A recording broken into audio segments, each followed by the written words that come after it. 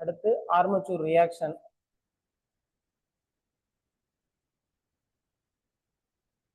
இந்த armature reaction DC machine, AC machines எல்லாத்துலேயும் வரும். அந்த டேர்ம் மைண்ட்ல வச்சுக்கோங்க. Effect of armature flux on the main field flux. இது எப்படி படிக்கிறீங்களோ படிங்க. ஆர்மச்சூர் ரியாக்ஷன் மேக்ஸிமம் எல்லா கொஸ்டின்லையும் வந்துடும். Effect of armature flux on the main field flux.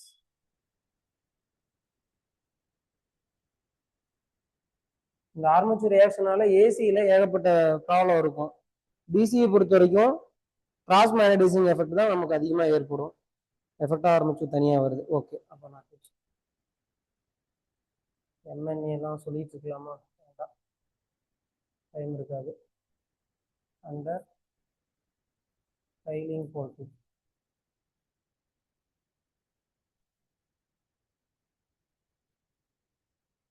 Trailing போல்ட்டுக்குள்ள என்ன நடக்குதுன்னா,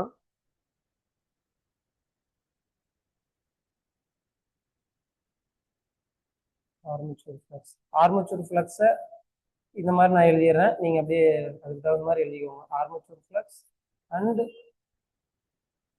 ஃபீல்டு ஃப்ளக்ஸ் ரெண்டும் ஆட் ஆகும். ஸோ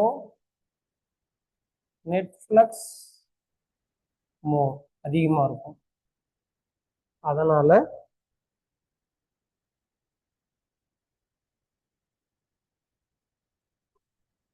இந்த trailing pole may get saturated. இதை நான் டீட்டெயிலாக இப்போ சொல்கிறேன். அதே leading போல்ட்டில்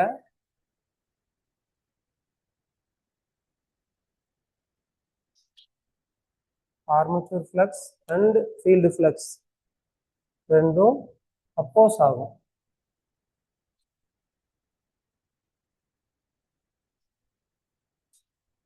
by armature and field flux ரெண்டும் ஆப்போசிட் டைரக்ஷன்ல இருக்கும்.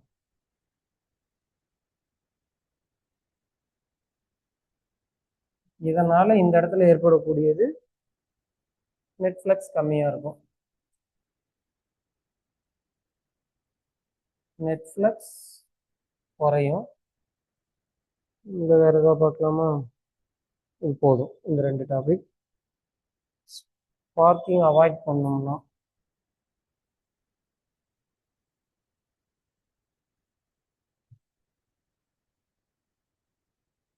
பிரஷஸை எம்என்ஏ ஆக்சஸ்க்கு ஷிஃப்ட் பண்ணணும்.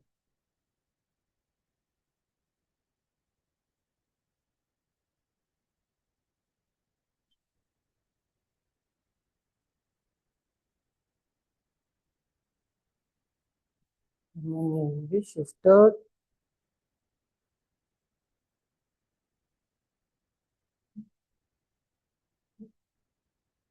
in the direction of rotation. பிராக்கெட்ல எழுதுறேன். பொதுவாக நமக்கு இதனால ஏற்படக்கூடியது cross magnetizing effect.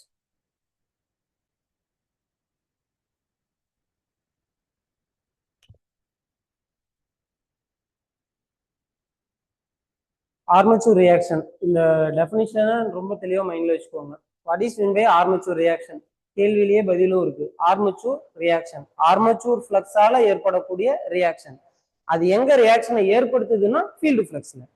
So effect of armature flux on the field flux. நம்மகிட்ட இருக்கிறதே ரெண்டே ஃப்ளக்ஸ் தான், ஆர்மச்சூர் ஒன்று, ஃபீல்டு ஒன்று.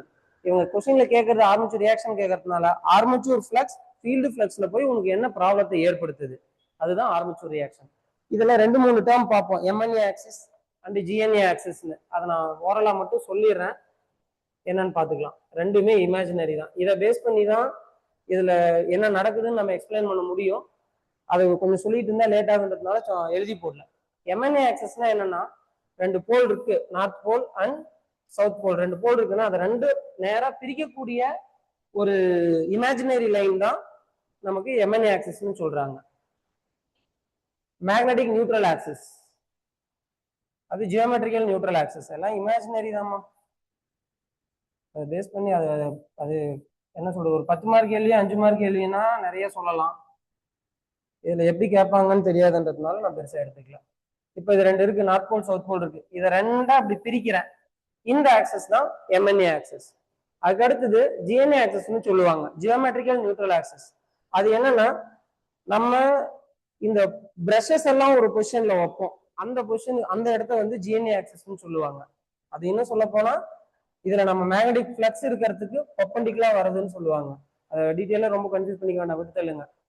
அந்த எம்என்ஏன்னு ஒன்று இருக்கு, ஜிஎன்ஏன்னு ஒன்று இருக்கு. அதை பேஸ் பண்ணி இங்க நம்ம சம்டைம்ஸ் படிப்போம். இப்போ ட்ரைலிங் போல்டிப்னு ஒன்று இருக்கு, லீடிங் போல்டிப்னு ஒன்று இருக்கு. அது என்னன்னா, இப்போ ஒரு ஆர்மச்சூர் இருக்கு, இங்க ஒரு மேக்னெட் இருக்கு. இந்த மேக்னெட்ல முதல்ல இங்க அது சுத்திக்கிட்டே இருக்கும். அது இந்த ட்ரைலிங் போல்டிப்பும் லீடிங் போல்டிப்புன்றது மாறிக்கிட்டே இருக்கக்கூடியதுதான். இந்த ஆர்மச்சூர் ஃபர்ஸ்ட் கான்டாக்ட் பண்ணக்கூடியது, டச் பண்ணக்கூடியது லீடிங் போல்டிப்பு. அதுக்கு அடுத்தது சுத்திட்டு வந்து கடைசியில டச் பண்றது ட்ரைலிங் போல்டிப்பு. அந்த டேர்ம்லயே மீனிங், ட்ரைலிங்னா கடைசியில, லீடிங்னா முன்னாடி. இப்ப என்ன நடக்கும்னா, ஒரு இடத்துல ஃபிளக்சஸ் எல்லாம் அதிகமா இருக்கும், ஒரு இடத்துல ஃபிளக்சஸே இருக்காது. அததான் இதுல சொல்ல வராங்க. எந்த இடத்துல ஃபிளக்ஸ் அதிகமா இருக்கும், எந்த இடத்துல ஃபிளக்ஸ் கம்மியா இருக்கும். ட்ரைலிங் போல்டிப்ல ஆர்மச்சூர் ஃபிளக்ஸும் ஃபீல்டு ஃபிளக்ஸும் ஆட் ஆகும், அதனால நெட் ஃபிளக்ஸ் அதிகமா இருக்கும். அதனால ஃபிளக்ஸ் ரொம்ப அதிகமா இருக்குது, ஆப்போசிட் ஒரு ஒரு குறிப்பிட்ட இடத்துல இந்த இடத்துலயே வரதுனால இந்த இடத்துல சேச்சுரேட் ஆயிடும். அதுவே இன்னொரு இடத்துல ஆர்மச்சூர் ஃபிளக்ஸும் ஃபீல்டு ஃபிளக்ஸும் ஆப்போசிட் டைரக்ஷன்ல இருக்கும், எனக்கு நெட் ஃபிளக்ஸ் குறைஞ்சிருக்கும். ட்ரைலிங் போல்டிப்ல ஃபிளக்ஸ் எப்படி இருக்கும், லீடிங் போல்டிப்ல ஃபிளக்ஸ் எப்படி இருக்கும், அந்த ஒரு டேர்ம் மட்டும் மைண்ட்ல வச்சுக்கலாம். தென் இதுல வந்து ஸ்பார்க்கிங், இப்போ இந்த ஆர்மச்சூர் ரியாக்ஷனால இந்த ஒரு சில இடத்துல இந்த மாதிரி அது மூவ் ஆகிட்டே இருக்கிறதுனால நம்ம அதை இந்த இடம் பின்பாயின் பண்ண முடியாது. அந்த இடத்துல ஸ்பார்க்கிங் வர ஆரம்பிக்கும். அந்த ஸ்பார்க்கிங் நான் அவாய்ட் பண்ணணும்னா எம்என்ஏ ஆக்சிஸை வந்து நம்ம டைரக்ஷன் ஆஃப் ரொட்டேஷனுக்கு ரொட்டேட் பண்ணிக்கிட்டே இருக்கணும். இது ஜென்ரேட்டர்ல. அதுவே மோட்டார்ல இதுக்கு ஆப்போசிட்டா ரொட்டேட் பண்ணணும். இப்போ இது மைண்ட்ல வச்சுக்கோங்க, திரும்ப வரும்போது பார்த்துக்கலாம். ஸோ ஸ்பார்க்கிங் அவாய்ட் பண்ணோம்னா நம்ம எம்என்ஏ ஆக்சிஸ் வந்து டைரக்ஷன் ஆஃப் ரொட்டேஷனுக்கு ஜென்ரேட்டர்ல மூவ் பண்ணணும். ஆனா மோட்டார்ல எம்என்ஏ ஆக்சிஸ் மோட்டரோட டைரக்ஷனுக்கு ஆப்போசிட்ல மூவ் பண்ணணும். அது ஒன்று மைண்ட்ல வச்சுக்கோங்க. இதுல ஞாபகம் வச்சுக்க வேண்டியது ரெண்டு விஷயம். What is mean by armature reaction, effect of armature flux on field flux. இதனால ஒரு 5-6 ப்ராப்ளம் நடக்கும். இது இருக்கிறதுனால என்ன நடக்கும்னா, கிராஸ் மேக்னடைசிங் எஃபெக்ட் நடக்குது, நமக்கு வோல்டேஜ் டிராப் நடக்குது, வோல்டேஜ் டிராப் நடக்கிறதுனால எஃபிஷியன்சி குறையுது, இந்த இடத்துல ஸ்பார்க்கிங் வருது, எல்லாம் ஒரு 5 பாயிண்ட்ஸ் வரும். அதுல மெயினா ஞாபகம் வச்சுக்க வேண்டியது கிராஸ் மேக்னடைசிங் எஃபெக்ட். அந்த கிராஸ் மேக்னடைசிங் எஃபெக்ட் இருக்கிறதுனால ஒரு பர்டிகுலர் ஏரியாவில் மட்டும் ரிஃப்ளெக்ஸ் டென்சிட்டி அதிகமாகும், அந்த இடத்துல மட்டும் ஸ்பார்க்கிங் வர பார்க்கும். அந்த ஸ்பார்க்கிங் அவாய்ட் பண்றதுக்காக நம்ம இப்படி ஷிஃப்ட் பண்ணிக்கிட்டே இருக்கணும். ப்ராக்டிகலி இப்படி பண்ண மாட்டோம், அதுக்கு பதிலாக அடிஷனலா வேற டேர்ம்ஸ் இருக்கு. பட் இதை ஞாபகம் வச்சுக்கோங்க. அதுக்கு அடுத்தது அந்த 5 பாயிண்ட் எழுதிக்கிறீங்களா, எஃபெக்ட் ஆஃப் ஆர்மேச்சர் ரியாக்ஷன் என்னன்றது.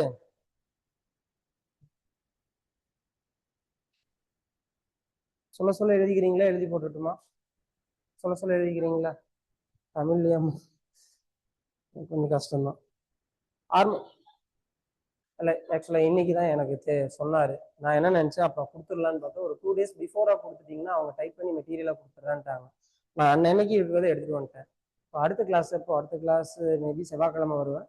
வரும்போது நான் கொடுத்துட்றேன், உங்கள் கை கிடைக்கிற மாதிரி ட்ரை பண்ணுறேன். நான் நாளான்னைக்கு மீதி எடுத்துட்டு ஃபோட்டோ எடுத்து ஏதோ வகையில் கொடுத்துட்டுனா ஒன்று, அப்படி இல்லைனாலும் பை நெக்ஸ்ட் கிளாஸ் நான் உங்கள் கைக்கு நோட்ஸ் வர மாதிரி பண்ணிடுறேன். இது என்னோட நோட்ஸு, மீன்ஸ் நான் ப்ரிப்பேர் பண்ணுறது தான்.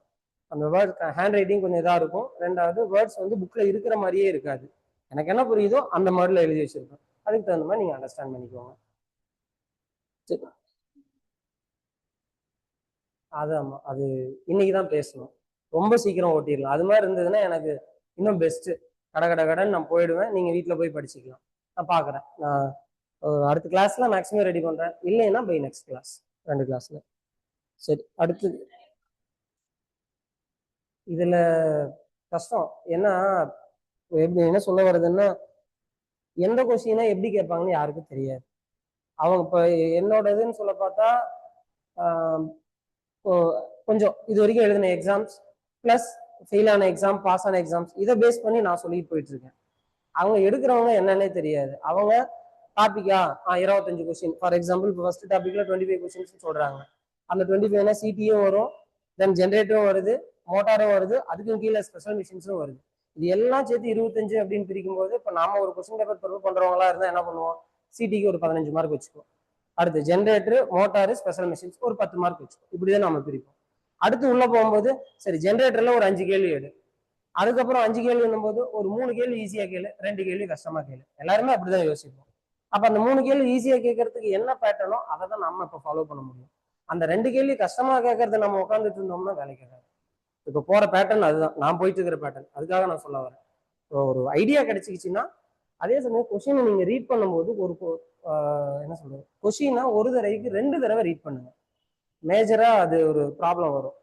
அவங்க நீங்க இங்க வந்தப்புறம் பாத்தீங்கன்னா இதுக்கு இதுதான் ஆன்சர்னு சொன்னா அது எனக்கு தெரியுமேன்ற மாதிரி இருக்கும். கொஸ்டினை ஒரு தடவைக்கு 2 தடவை ரீட் பண்ணுங்க. இன்னொன்னு லிங்க் பண்ண கத்துக்கோங்க. ஃபார் எக்ஸாம்பிள் ஆர்மேச்சர் ரியாக்ஷன்லயே ஒரு கேள்வி கேட்கறாங்கன்னு வைங்க, உங்களுக்கு அதை பத்தி அதுல இருக்கிற 4 சாய்ஸ் உங்களுக்கு தெரியல, உடனே ஆர்மேச்சர் ரியாக்ஷன் பத்தி உங்களுக்கு என்னென்னலாம் தெரியுமோ எல்லாத்தையும் ஞாபகப்படுத்த பாருங்க. ஏதாவது ஒரு இடத்துல உங்களுக்கு லிங்க் கிடைக்கும். கஷ்டமா கேட்கணும்னா இதுதான் உங்களுக்கு கொடுத்துருக்கிறதுக்கும் நீங்க படிச்சதுக்கும் டைரக்டா. கிராஸ் மேக்னடைசிங் எஃபெக்ட்னு ஒரு டேர்ம் பார்த்தோம். அதை கிராஸ் மேக்னடைசிங் எஃபெக்ட்னு கொடுக்காம இன்னொரு வேர்டு இட் டிஸ்டார்ட் இட் அப்படின்னு கொடுத்துருவாங்க. டிஸ்டார்ட்னா டிஸ்டர்ப் பண்றது, கிராஸ் மேக்னடைசிங்னாலும் டிஸ்டர்ப் பண்றது தான். ஸோ ஒவ்வொரு புக்ல டிஸ்டார்ட்ன்ற வேர்டு மென்ஷன் பண்ணிருப்பாங்க, ஒவ்வொரு புக்ல கிராஸ் மேக்னடைசிங் வேர்டு மென்ஷன் பண்ணிருப்பாங்க. அதுக்கு தான் சொல்ல வரேன், அந்த கொஸ்டின் வந்துருச்சுன்னா அதுக்கான ஆன்சர் உங்களுக்கு 4ல தெரியலனா அது ரிலேட்டட் டேர்மை லிங்க் பண்ண பார்த்துக்கோங்க. எல்லாருமே 100% படிச்சுட்டு போக மாட்டோம். படிச்சிருக்கிறத வச்சு லிங்க் பண்ணிக்கிட்டீங்கன்னா உங்களுக்கு ஆன்சர் கிடைக்கும். ஆனா ரொம்ப ஃபாஸ்டா போங்க. ஏன்னா என்னோட டாபிக் கொஞ்சம் சீக்கிரம் முடிக்கிறதுக்கு நான் ட்ரை பண்றேன். பட் நீங்க எவ்வளோ ஃபாஸ்டா படிக்கிறீங்களோ அதுதான் முடியும். ஏரியா ஜாஸ்தி, ஷார்ட் டேர்ம்ல முடிக்க முடியாது. ப்ரீவியஸ் இயர் கொஸ்டின் பேப்பர்ஸை திருப்ப பாருங்க, அதுதான் பெஸ்ட் சாய்ஸ். இப்போ ஒரு சில இதெல்லாம் இப்போ differential compound generator for DC welding மிஷின்லாம் ஒரு 4-5 கொஸ்டின் பேப்பர்ல நான் பார்த்துருக்கேன். அந்த மாதிரி சொல்ல வரேன். நீங்க ப்ரீவியஸ் கொஸ்டின் பேப்பர் திருப்பி பார்த்தீங்கன்னாவே நம்ம இபியில் 2 கொஸ்டின் பேப்பர் தான் வந்திருக்கு, அதனால அதை நீங்க பார்க்க முடியாது. எஸ்எஸ்சி ஜேஇஓ இல்லை என்பிசிஏலோ இல்லை பெல்லோ மற்ற கம்பெனிஸ் அவங்களோட previous year question paper, PGCL question paper ஃப்ரீயா இருக்க டைம்ல வீடியோஸ் போட்டிங்கன்னாவே வரும். அவங்களோட கொஸ்டின் பேப்பர்ஸ் பார்த்தீங்கன்னா நீங்க படிக்கும்போது மோட்டார்ஸ் ரிலேட்டடா ஒரு 10 கேள்வி வருதுன்னா அந்த 10 கேள்விக்கு ரிலேட்டடான டாபிக்கை நீங்க தெளிவா பார்த்துக்கலாம். டிசி மிஷினோட கன்ஸ்ட்ரக்ஷன் பாயிண்ட் ஆஃப் வியூ நான் ஃபோக்கஸ் பண்ணல, ரீசன் அதில் நான் அதிகமாக பார்க்கல. அதே ஆர்மேச்சர் ரியாக்ஷன் பேஸ் பண்ணி நிறைய கொஸ்டின் பார்த்துருக்கோம், அப்போ அதை நம்ம பார்க்கலாம். அந்த மாதிரி சொல்ல வரேன். நீங்க படிக்கும் போதே எதை ஸ்கிப் பண்ணலாம், எதை கோத்ரூ பண்ணலாம், அதை நீங்க பார்த்துக்கலாம். லென்த் டைம் இருக்குன்னா நீங்க ரொம்ப டீட்டெயிலாக எல்லாத்தையும் படிக்கலாம். ஷார்ட் டைமுக்கு உங்களுக்கு அதுதான் யூஸாக இருக்கும். தென்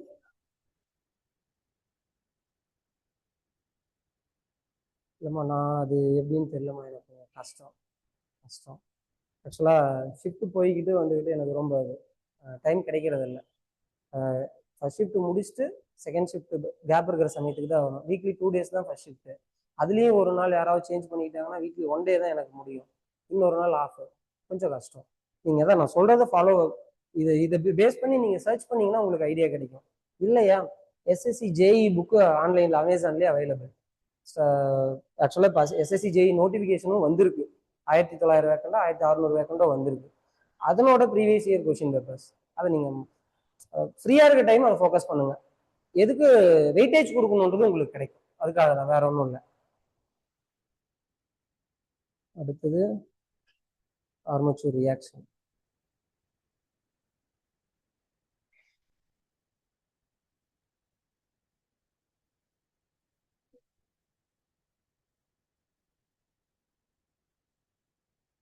methods of compensating armature reaction.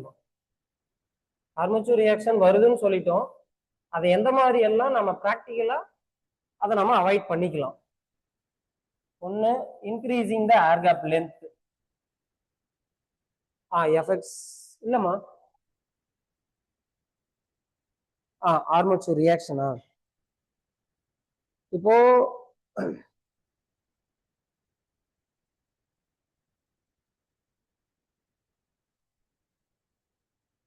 North pole, south போல், இல்லை மேக்னெட். நார்மலா ஃபேரடேஸ் லா படி எங்கெங்கெல்லாம் லிங்கேஜ் இருக்கோ, ஃப்ளக்ஸ் இருக்கோ, நமக்கு இஎம்எஃப் இன்டியூஸ் ஆகும். இப்போ north pole south pole magnetic flux அது பாட்டு இங்க வந்துட்டு இருக்கு. தென் ஜென்ரேட்டர்ல இஎம்எஃப் இன்டியூஸ் ஆகுது, அதை நான் லோடோட கனெக்ட் பண்ணிட்டேன். இப்போ இது ஃபீல்டு, இது ஆர்மச்சூர், சாரி உள்ள இருக்கிறது ஆர்மச்சூர், இது ஆர்மச்சூர். இப்போ ஃப்ளக்ஸ் கட் பண்ணுது, ஆர்மச்சூர்ல இஎம்எஃப் வெளியே வந்துருது. எந்த ஒரு க்ளோஸ்டு சர்க்கியூட்னு இருந்தாலே அதுல ஒரு ஃப்ளக்ஸ் உருவாகும். நார்மலா ஆம்பியர்ஸ் சர்க்கியூட் எல்லாம் ஒன்று இருக்கு. அதுபடி ஒரு கரண்ட் ஃப்ளோ நடக்குது ஒரு கண்டக்டர்ல, அது ஒரு க்ளோஸ்டு சர்க்கியூட்டா இருந்தா, ஃபார் எக்ஸாம்பிள் இது மாதிரி ஒரு கண்டக்டர் இருக்குன்னா இதுல கரண்ட் ஃப்ளோ இந்த டைரக்ஷன்லயோ இல்ல இது இந்த டைரக்ஷன்லயோ இருந்ததுன்னா, கரண்ட் தம்பு டைரக்ஷன்ல இருந்ததுன்னா இந்த ஃபிங்கர்ஸோட டைரக்ஷன்ல மேக்னெட்டிக் ஃப்ளக்ஸ் இருக்கும். இது ஆம்பியர் சர்க்கியூட் எல்லாம். அதுபடி இந்த லோடோட நம்ம கனெக்ட் பண்ணிட்டோம்னா அப்ப அதுல ஒரு க்ளோஸ்டு பாத் வருது, கரண்ட் ஃப்ளோ நடக்குது. கரண்ட் ஃப்ளோன்னு ஒன்று இருந்ததுனாவே மேக்னெட்டிக் ஃப்ளக்ஸ்ன்னு ஒன்று இருக்கும். அப்போ நமக்கு தேவையான மேக்னெட்டிக் ஃப்ளக்ஸ் நார்த் போல்ல இருந்து சவுத் போல் போயிட்டு இருக்குது, அது நமக்கு தேவை. ஆனா லோடுக்கு நம்ம சப்ளை எடுத்த பிறமும் அந்த லோடுக்கு போகக்கூடிய கரண்டால க்ளோஸ் சர்க்கியூட் வரதுனால ஒரு ஃப்ளக்ஸ் உருவாகும். அந்த ஃப்ளக்ஸ் இந்த மெயின் ஃப்ளக்ஸை டிஸ்டர்ப் பண்ணும். Effect of armature flux. இந்த ஆர்மேச்சூர் ஃப்ளக்ஸ் எங்க போய் எஃபெக்டை ஏற்படுத்துது? நார்மலா நமக்கு இருக்கக்கூடிய ஃபீல்டு ஃப்ளக்ஸ்ல. இதுதான் ஆர்மேச்சூர் ரியாக்ஷன். ஓகே, இப்போ இதுல சொன்னதான் ட்ரைலிங் போல் டிப், லீடிங் போல் டிப், இது சுத்திக்கிட்டே இருக்குது. சுத்திட்டு இருக்கும்போது ஒரு இடத்துல ஃப்ளக்ஸ் எல்லாம் அதிகமா இருக்கும், இன்னொரு இடத்துல சுத்தமாவே இருக்காது. இந்த ஃப்ளக்ஸ் எல்லாம் அதிகமா இருக்கிற இடத்துல ஒரு இடத்துல ஒரு நம்ம ஃப்ளக்ஸ் டென்சிட்டின்னு ஒரு பார்த்துருப்போம். ஃப்ளக்ஸ் பர் யூனிட் ஏரியா, ஒரு யூனிட் ஏரியாவில் இவ்வளவுதான் ஃப்ளக்ஸ் இருக்குது. இந்த ஃப்ளக்ஸ் இந்த இடத்துல மட்டும் அதிகமா ஆயிடுச்சுன்னா அந்த இடத்துல சேச்சுரேட் ஆகும். சேச்சுரேட் ஆக ஆரம்பிக்குதுன்னா அந்த இடத்துல ஸ்பார்க்கிங் வர பார்க்கும். ஸ்பார்க்கிங் வருதுனாவே நமக்கு டிவைஸ் கெட் டேமேஜ். ஸோ அதை நம்ம அவாய்ட் பண்ணணும். அதுக்காக தான் எந்த வகையெல்லாம் நம்ம ஆர்மேச்சூர் ரியாக்ஷனை குறைக்கலாம்னு பார்ப்போம். இது டிசியில். இப்போ ஒரு டேர்ம் நம்ம சொன்னோம் லோடை பொறுத்து அப்படின்ட்டு. ஏன்னா லோடோட போய் நம்ம ஜாயின் பண்ணாதான் ஆர்மேச்சூர்ல ஃப்ளக்ஸ்ன்னு ஒன்று கிரியேட் ஆகுது. ஏசியில பவர் ஃபேக்டர்னு ஒரு டேர்ம் உள்ள வருது. அப்ப leading power factor, lagging power factor, unity power factor. அந்த ஒவ்வொரு பவர் ஃபேக்டர்லயும் இந்த ஆர்மேச்சூர் ரியாக்ஷன் ஒவ்வொரு எஃபெக்டை ஏற்படுத்தும். கிராஸ் மேக்னடைசிங், டிமேக்னடைசிங், இன்னொரு அது வரும். Magnetising effect, cross magnetising, demagnetising. அது அப்போ வரும்போது பார்க்கலாம். ஸோ நம்ம சொல்ல வர்றது இது இன்னொரு கொஸ்டின். இப்போ லோடே இல்லை, there is no load. அப்ப நமக்கு ஆர்மேச்சூர் ரியாக்ஷன் இருக்குமா? இருக்காது. ஏன்னா ஆர்மேச்சூர்ல ஃப்ளக்ஸே இல்லை.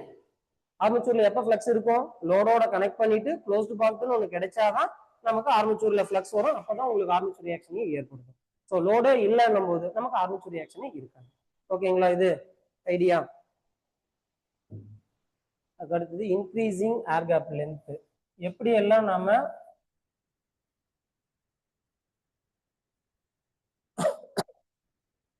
then by providing interpole. இது வேற ரொம்ப அதிகமா படிக்கணும். providing interpole. அடுத்து காம்பன்சேட்டிங் வைண்டிங்.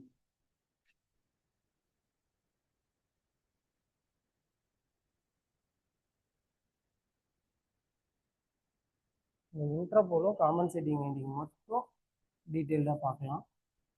ஏர் கேப் லென்த் இன்க்ரீஸ் பண்ணுறதுனால வரக்கூடியது ஒன்றும் பெருசாக இருக்காது. நீங்கள் இப்போ கனெக்டட் இன் சீரிஸ் வித் ஆர்மேச்சூர்.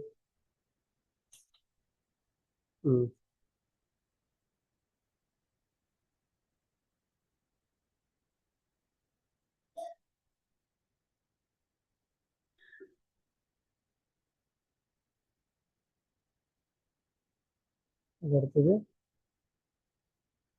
இது எப்படி இருக்கும்? ஆப்போசிட் இது ஆர்மேச்சூர் வர வேண்டாம். Polarity.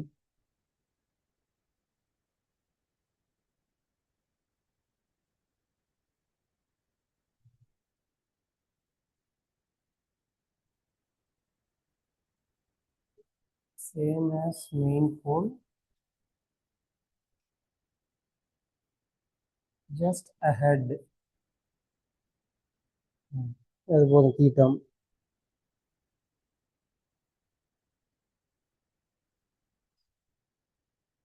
The direction of rotation. அடுத்தது compensating winding.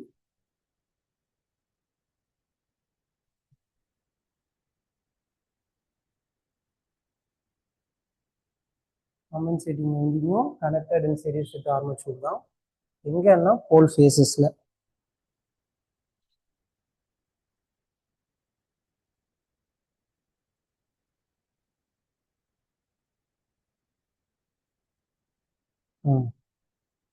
Pole faces connected in series.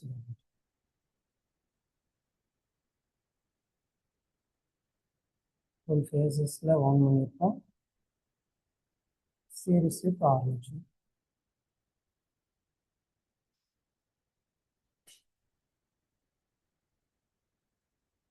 Okay, இதில் அந்த அடுத்தது அந்த ஆர்மேச்சர் ரியாக்ஷனை எப்படியெல்லாம் நம்ம குறைச்சிக்கலாம். எனக்கு ஆர்மேச்சர் ரியாக்ஷன் வேண்டாம், ஆர்மேச்சர் ரியாக்ஷன் இல்லாமல் இருந்தால் தான் ஸ்பார்க்கிங் இல்லாமல் இருக்கும், பெஸ்ட்னு சொல்லலாம்.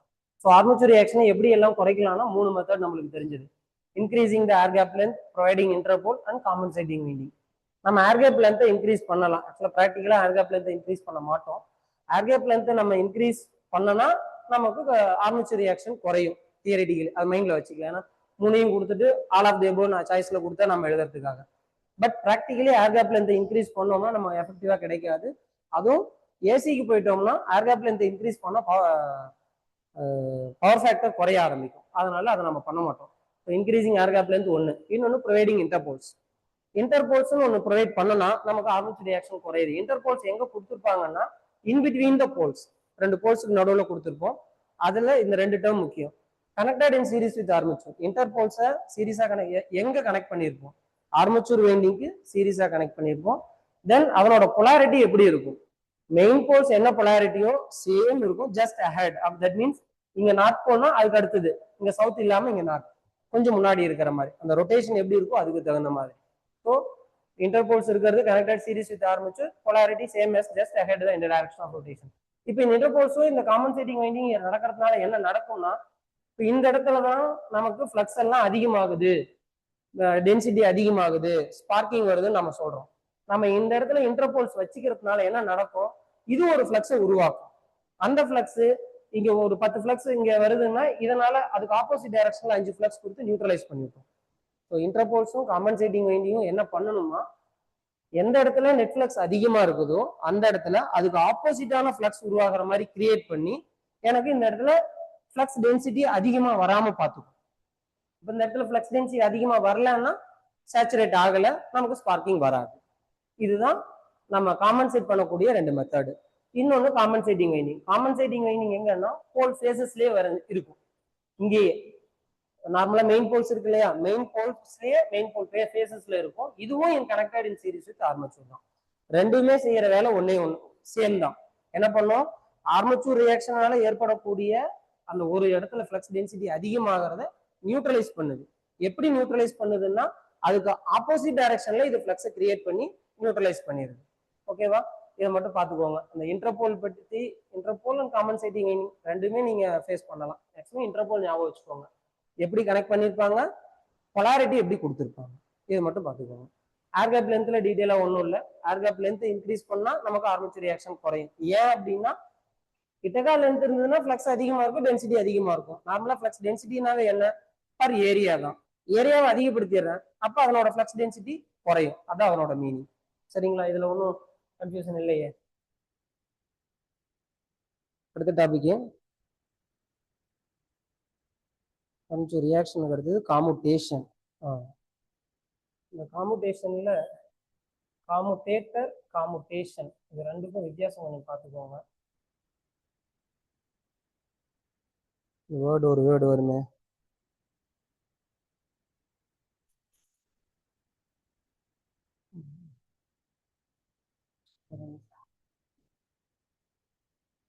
கேட்டனேமா? இல்லைன்னாரு. இல்லைண்ணா, ஈவினிங்கா காலையில் கேட்டனேமா? இது GS general general studies section.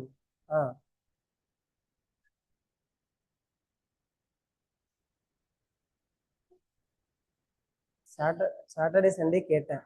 Saturday சண்டேன்னு கூட இல்லை, எனக்கு வந்து மார்னிங் செஷனோ ஈவினிங் செஷனோ ஃபுல் செஷன் இருக்கிற மாதிரி இருந்தால் பெஸ்ட்டாக இருக்கும்.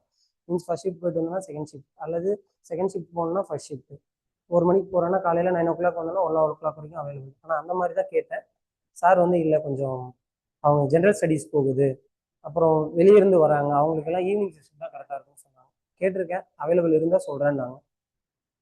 பார்க்குறோமா, இந்த இந்த மந்த்தில் மேக்ஸிமம் எவ்வளோ கவர் பண்ண முடியுமோ கவர் பண்ணுறேன், அதுக்கு மேலே பார்த்துக்கலாம்.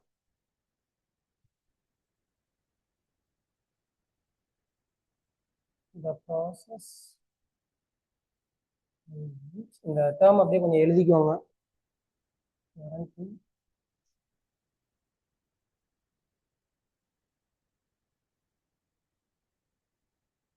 Short circuit ஆரம்பிச்சிருப்பாங்க.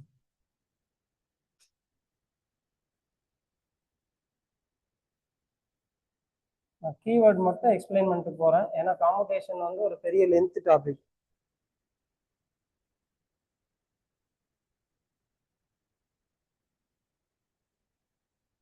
It is reversed when it crosses a line.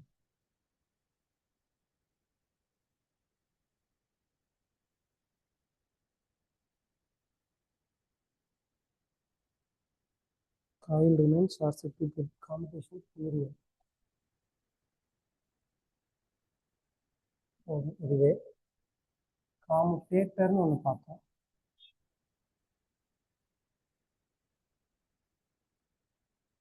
AC EMF to DC EMF. அவ்வளோதான் இந்த யூனிட். Means generator over. அடுத்து மோட்டார்ஸ் 7 10 பிரச்சனை இல்லை. சரிம்மா, இப்போ அடுத்தது காமுடேஷன், காமுடேட்டர். ஆக்சுவலாக ஒரு கொஸ்டின் ஏதோ ஒரு ப்ரீவியஸ் இயர் கொஸ்டின் பேப்பரில் பார்த்தேன். காமுடேஷன்னா என்னன்னு கேட்டுட்டு இந்த 2 ஆன்சரும் அப்படியே கொடுத்துருந்தாங்க. நார்மலாக நமக்கு மைண்டில் என்ன வச்சுருப்போம், காமுடேட்டர்னா என்ன, ஏசி டு டிசி, அதுவும் சாய்ஸில் இருக்குது. ஆனால் கொஸ்டின் வந்து காமுடேட்டர் கேட்கல, காமுடேஷன் ப்ராசஸ். நார்மலாக காமுடேட்டர் என்ன செய்யுது, ஏசிஎம்எஃப் டிசிஎம்எஃப் மாற்றி கொடுக்குது. அந்த ஏசிஎம்எஃப் டிசிஎம்எஃப் மாற்றுறது நம்ம இன் டர்ம்ஸ் ஆஃப் இஎம்எஃப்ல நம்ம பேசுகிறோம். அங்கே கண்டக்டருக்குள்ள போகும்போது நம்ம கரண்ட்டை பற்றி தான் பேசுவோம். கரண்ட் மீன்ஸ் உருவாகக்கூடிய கரண்ட் ஏசி தான். அந்த ஏசி கரண்ட்டை டிசி கரண்டா மாற்றி நம்ம வெளியே கொடுக்கணும். அப்போ ஒரு மாறுது அப்படின்னும் போது, மீன்ஸ் ஏசி டிசியா மாறும்போது ஒரு இடத்துல ஸ்பார்க்கிங் வர ஆரம்பிக்கும். ஸ்பார்க்கிங் மீன்ஸ் 2 காயிலும் ஷார்ட் சர்க்யூட் பண்ண பார்க்கும். அந்த ஷார்ட் சர்க்யூட் ஆகாம நம்ம வெளியே எடுத்துட்டு போகணும். அதுக்கு தான் நம்ம பர்டிகுலரா அந்த எம்என்ஏ ஆக்சஸ்ன்றது நம்மளுக்கு அந்த இடத்துல தான் யூஸ் ஆகும். அது எப்படி சொல்றது, ஜிஎன்ஏன்னு இப்படி ஒரு ஆக்சஸ் இருக்கும், அடுத்து எம்என்ஏன்றது இப்படி பக்கத்திலேயே இருக்கும். இமேஜினேஷன் தான் எல்லாமே. இப்போ ஜிஎன்ஏவும் எம்என்ஏவும் ஒரே பொசிஷன்ல இருந்ததுன்னா நமக்கு எந்த பிரச்சனையும் கிடையாது, ஸ்பார்க்கிங்கும் வராது, ஒரு ப்ராப்ளமும் இருக்காது. ஆனா நான் லோட் பண்ண இந்த எம்என்ஏ தள்ளி போகும். அதே பொசிஷன்ல நோ லோட் கண்டிஷன்ல ரெண்டும் ஒன்னா இருக்கும். டீட்டெயிலா இருக்குமா, நான் கொஞ்சம் மட்டும் சொல்லிட்டு போறேன். நோ லோட் கண்டிஷன்ல 2 ஆக்சஸும் ஒன்னா இருக்கும். அப்ப எனக்கு எந்த பிரச்சனையும் இல்லை. லோட் கண்டிஷன்ல இப்படி 2 ஆக்சஸ் தள்ளி போகும்போது இந்த எம்என்ஏ ஆக்சஸ் மட்டும் ஸ்பார்க்கிங் வர பார்க்கும். ஆக்சுவலா பிரஷஸ் எல்லாம் இந்த எம்என்ஏ ஆக்சஸ் பக்கத்துல தான் வச்சிருப்பாங்க. நம்ம என்ன பண்ணணும், ஒரு வேர்ட் பார்த்தோம், நம்ம வந்து எம்என்ஏ ஆக்சஸை மோட்டார் சுத்தக்கூடிய டைரக்ஷனுக்கு அப்படியே நகர்த்தணும் அப்படின்ற மாதிரி, ஆர்மேச்சர் ரியாக்ஷனை குறைக்கிறதுக்குன்னு. இந்த எம்என்ஏ ஆக்சஸை நகர்த்தணும் மீன்ஸ் அதை கொண்டு போகணும். எங்க கொண்டு போகணும், ஜிஎன்ஏவுக்கு கொண்டு போகணும். அப்படி கொண்டு போனாதான் எனக்கு ஸ்பார்க்கிங் வராது. இப்போ இந்த இதுக்கு நான் சொல்ல வர்றது என்னன்னா, இந்த எம்என்ஏ ஆக்சஸ்ல கிராஸ் பண்ணும்போது, கரண்ட் இந்த எம்என்ஏ ஆக்சஸ்ல இருக்கும்போது கிராஸ் பண்ணும்போது நடக்கிறது தான் இது. The process by which current in short circuited armature coil is reversed. நம்ம ஏசியில இருக்கு பிரச்சனை இல்லை, ஏசியில இப்படி மேல் வரும்போது பிரச்சனை இல்லை, கீழே வருது, வேவ்ஃபார்ம் கீழே வருது. அப்ப கீழே வரதான் நான் மேல மாத்தணும். மீனிங் அதுதான், வேவ்ஃபார்ம் நெகட்டிவ் சைக்கிள் வரும்போது நான் மேல மாத்தணும். தட் மீன்ஸ் அந்த கரண்ட் ரிவர்சலை நான் மாத்தணும். எப்ப மாத்தணும், when it crosses MNA. MNA cross பண்ணும்போது அந்த கரண்டை ரிவர்ஸ் பண்ணணும். இந்த ப்ராசஸ்க்கு பேர் தான் காமுடேஷன். இதுவே பவர் எலக்ட்ரானிக்ஸ்ல ஒரு காமுடேஷன் வரும், தைரிஸ்டர்ல காமுடேஷன் வரும். To turn off the thyristor, அது ஒரு காமுடேஷன். அது 2 டிஃபரன்ஸ் பண்ணிக்குவாங்க, இது வேற. தென் காமுடேட்டர்னா ஏசிஎம்எஃப் டு டிசிஎம்எஃப். இந்த ஐடியா உங்களுக்கு இருக்குல்ல, காமுடேஷன் ப்ராசஸ்னா என்ன, காமுடேட்டர்னா என்ன, இதை மட்டும் ஞாபகம் வச்சுக்கோங்க. ஸோ டிசி ஜென்ரேட்டர் பொறுத்த வரைக்கும் டாபிக்ஸ் ஓவர். அடுத்தது மோட்டார்ஸ் பார்க்கணும். இந்த டிசி ஜென்ரேட்டர்ல சில டேர்ம்ஸ் மட்டும் கொஞ்சம் நல்லா ஞாபகம் வச்சுக்கோங்க. ஃபர்ஸ்ட்ல இருந்து வந்தது டெஃபினிஷன்ஸ், அதுல இருந்து ஒரு டேர்ம். அதுக்கு அடுத்து டெஃபினிஷனுக்கு அடுத்தது ஃபேரடேஸ் செகண்ட் லா ரொம்ப முக்கியம். அதை பேஸ் பண்ணி சம்ஸோ ஏதோ ஒன்று. அதுக்கு அடுத்தது கன்ஸ்ட்ரக்ஷன், பெருசா அவசியம் இல்லை, பட் ஞாபகம் இருக்கிறது தான். அதுக்கு அடுத்தது கண்டக்டர் பெர்பெண்டிகுலரா இருக்கும்போது இஎம்எஃப் என்ன, ஹரிசாண்டலா இருக்கும்போது இஎம்எஃப் என்ன அது. அதுக்கு அடுத்தது டைப்ஸ் ஆஃப் ஜென்ரேட்டர்ஸ். அந்த டைப்ஸ் ஆஃப் ஜென்ரேட்டர்ஸ்ல பெருசா இல்லை, அந்த equation E is equal to V plus IARE. அதை அவங்க கொஸ்டின்ல ஈயோட பொசிஷனும் வியோட பொசிஷனும் மாற்றி மாற்றி கொடுக்கலாம். E equal to V plus IAREக்கு பதிலாக V equal to E minus IARE கொடுத்துருக்கலாம், அல்லது மைனஸ் IARE சமத்துக்கு அந்த பக்கம் கொண்டு போகலாம், என்ன வேணாலும் பண்ணலாம். அது ஒன்று. அதுக்கப்புறம் மற்றது எதுவும் பெருசா இருக்காது. தென் நம்ம இது conditions for self excitation 4 term இருக்கும். அந்த 4 டேர்மும் பார்த்துக்கோங்க. ஸோ அப்போ அது செல்ஃப் எக்ஸைட் ஆகலைன்னா அந்த 4 தான் நமக்கு பிரச்சனைக்குரியது. அது எப்படி ரெக்டிஃபை பண்றது, அது ஒன்று. அதுக்கப்புறம் நோலோட் கேரக்டரிஸ்டிக்ஸ். நோலோட் கேரக்டரிஸ்டிக்ஸ்ல அதுக்கு என்ன இன்னொரு term, magnetization characteristics or magnetic characteristics or OC characteristics. அது எதுக்கு நடுவில் கிராஃப் ரெப்ரசென்ட் பண்றோம், E versus IA, அது ஞாபகம் வச்சுக்கோங்க. தென் மற்றதுல எதுவும் இல்லை. லோட் கேரக்டரிஸ்டிக்ஸ் வரும்போது ரைசிங் எந்த கேரக்டரிஸ்டிக்ஸ், டிராப்பிங் எது கேரக்டரிஸ்டிக்ஸ். காம்பவுண்ட்ல பெருசா இல்லை, மேலே வந்ததுன்னா ஓவரு, நடுவில் வந்தா ஃபிளாட்டு, கீழே வந்தா அண்டரு, இன்னொன்று அதுலயே இருக்கிறது டிஃபரன்ஷியல் காம்பவுண்ட். அவ்வளோதான். அப்ளிகேஷன் மனப்பாடம் பண்ணிக்கோங்க, அது ஒண்ணுமே பண்ண முடியாது. Then armature reaction, effect of armature flux on the field flux, field or main field flux ரெண்டுமே சொல்லலாம். அதில் நமக்கு ப்ராப்ளம் ஸ்பெசிஃபிக்காக வர்றது கிராஸ் மேக்னடைசிங் எஃபெக்ட் நமக்கு ஸ்பெசிஃபிக்காக ஏற்படுத்தும். ட்ரைலிங் போல்டிப்ளை எப்படி நடக்கும், லீடிங் போல்டிப்ளை என்ன நடக்கும், அது ஒன்று மைண்ட்ல வச்சுக்கலாம். அதுக்கு அடுத்தது எப்படியெல்லாம் நம்ம இம்ப்ரூவ் பண்ணலாம், ஆர்மேச்சர் ரியாக்ஷனை எப்படி நம்ம இம்ப்ரூவ் பண்ணலாம், தட் மீன்ஸ் குறைச்சிக்கலாம். 3 method, increasing air cut, interpole and compensating winding. Interpole எந்த இடத்துல இருக்கும், எப்படி கனெக்ட் பண்ணிருப்போம், connected in series with armature. Compensating வைண்டிங்கும் connected in series with armature தான். இன்டர்போல் இன் பிட்வீன் த போல்ஸுக்கு நடுவில் போலோட டைரக்ஷனுக்கு அஹெடா இருக்கிற மாதிரி கொண்டு போவோம். காம்பன்சேட்டிங் வைண்டிங் போல் ஃபேசஸ்ல வரைஞ்சிருக்கும். ஓகேங்களா? ஸோ இதெல்லாம் மேஜரா ஞாபகம் வச்சுக்க வேண்டிய டேர்ம்ஸ். இதை பேஸ் பண்ணி டிசி ஜென்ரேட்டர் உங்க புக்ல இருந்ததுன்னா கொஞ்சம் எக்ஸ்ட்ரா படிக்கிறது டைமை பொறுத்து நீங்க ஃபாலோ பண்ணிக்கோங்க. சரிங்களா? அடுத்து நம்ம மோட்டார்ஸ் டாபிக் போகலாம்.